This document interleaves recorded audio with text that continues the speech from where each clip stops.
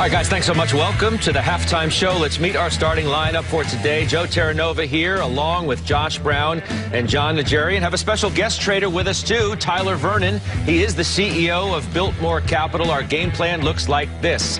Bull or bear? Where does UBS see stocks heading in 2016? Top strategist Julian Emanuel is with us live. Just beware it. Yep, the stock is now turned around. Why one man on the street is not so giddy now about Nike's latest earnings report. He'll tell you why straight ahead. We begin, though, with what was America's most loved stock, Apple.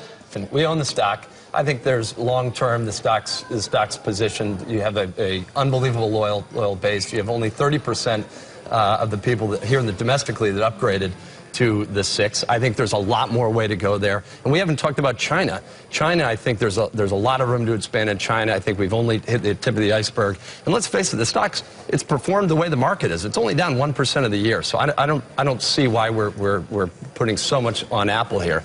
All right, Nike shares all over the map today, really. Strong out of the gate, now have turned negative, which is interesting in and of itself, down 3% following the company giving that a really impressive earnings report and outlook for its future orders. Yeah, I think this is all about China. They're doing an amazing job in China. Same-store sales up 28% over year versus all the others, which are up about 17%. The management is executing on all cylinders here. I don't think you can get in front of this freight train. I think this is a great opportunity to buy in. Like it long term.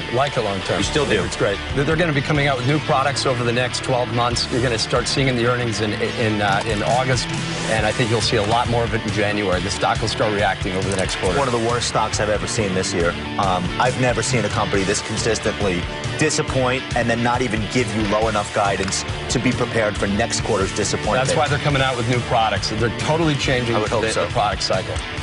All right. Celgene is gaining today after reaching a settlement with Natco. It's a subsidiary of Allergan over its blood cancer drug. Ty? I think this was a great move. Short-term investors hate uncertainty, and this took that out. I'd be using this as an opportunity to sell the stock. I think as we look forward into next year, you're going to see Hillary talking a lot about prescription drug reform. I think that's going to take down these type of companies. Their lead drug costs over $100,000 a year, and when you start getting that chatter, it's going to be hard for that stock to move up.